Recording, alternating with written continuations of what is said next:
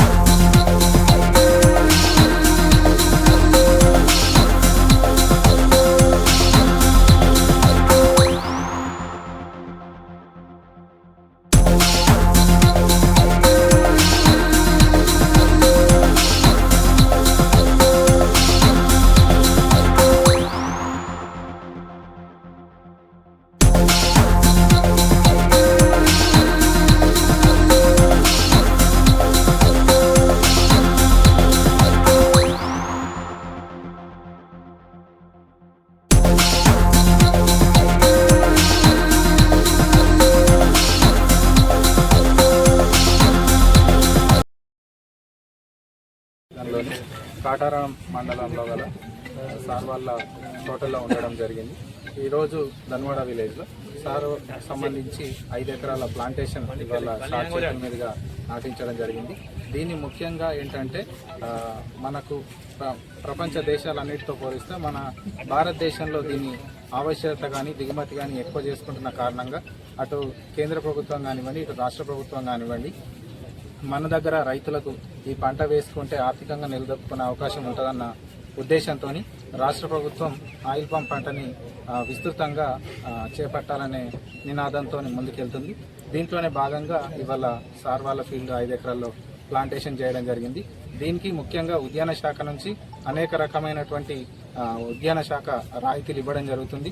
మొక్కలకి అలాగే డ్రిప్కి సంబంధించి రాయితీతో పాటుగా నాటిన 4 సంవత్సరాల వరకు 4,200 రూపాయల చొప్పున రాయితీ ఇవ్వడం జరుగుతుంది. కనుక దీనిని అందరు రైతులు సద్వినియోగం చేసుకొని పంట వేయదలిచిగా కోరుచున్నాం. ఈరోజు రాష్ట్ర వ్యవసాయ శాఖకు సంబంధించి ప్రధానంగా వ్యవసాయ శాఖ మంత్రి తుమ్మల నాగేశ్వరరావు గారి ప్రోద్బలంతో రాష్ట్రానికి సంబంధించి కూడా ప్రత్యామ్నాయ వ్యవసాయం,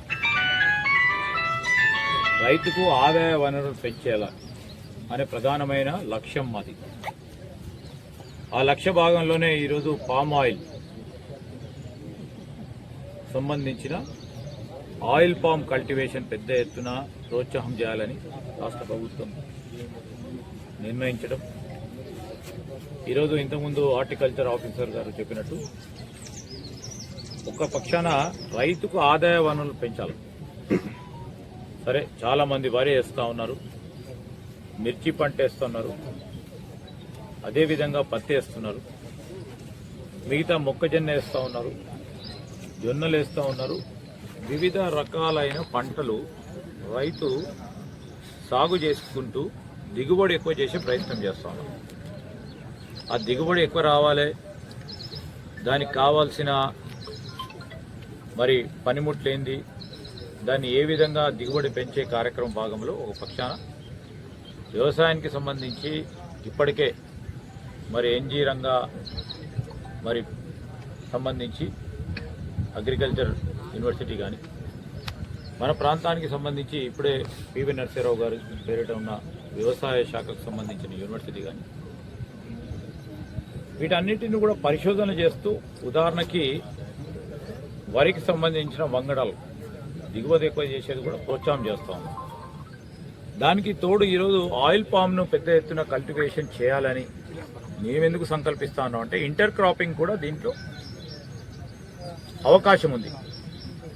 ఈరోజు మిర్చి పండియొచ్చు, పత్తి పండియొచ్చు, 3-3.5 సంవత్సరాల తర్వాత ఇది కూడా మరి దిగుబడి వస్తుంది. సో 2 రకాలుగా ఆదాయం పొందే అవకాశం ఉన్న ఈ ఆయిల్ పామ్ కల్టివేషన్ పెంపొందించే కార్యక్రమం చేసే దిశలో ఈరోజు రాష్ట్ర ప్రభుత్వం కూడా రాష్ట్ర రైతాంగ సోదరులకు కూడా పెద్ద ఎత్తున ఈరోజు సబ్సిడీస్ ఇస్తూ ఉంది, ప్రోత్సాహకరంగా. సో వీటిని ఉపయోగించుకొని ముందుకు పోవాలని రైతు సోదరులను కూడా కోరుతా ఉన్నాను. సరే, వారు నార్మల్గా వరి పండిస్తే వరి పండిస్తూనే ఉంటారు. మిర్చి, పత్తి, ఇతర పంటలకు సంబంధించి ఎవరు కూడా కాదంటలేదు. ఈరోజు ఇంటర్ క్రాపింగ్ ఉన్న కొన్ని ప్లాంట్స్ని ఎంపిక చేసుకొని చేస్తే కూడా రైతులకు దిగుబడి వచ్చే అవకాశం ఉంటుంది.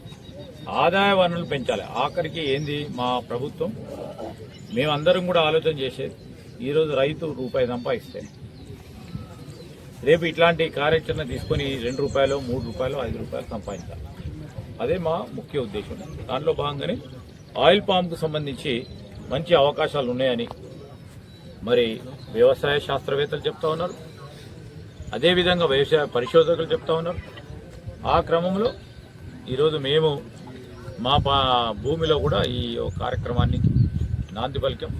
దాని పరంగా చూసి ఒక ఉదాహరణగా అందరికి కూడా నేను చెప్పిన తర్వాత వచ్చే కార్యక్రమం 10 మందికి చెప్పే కార్యక్రమం చేయబోతాం. Thank you.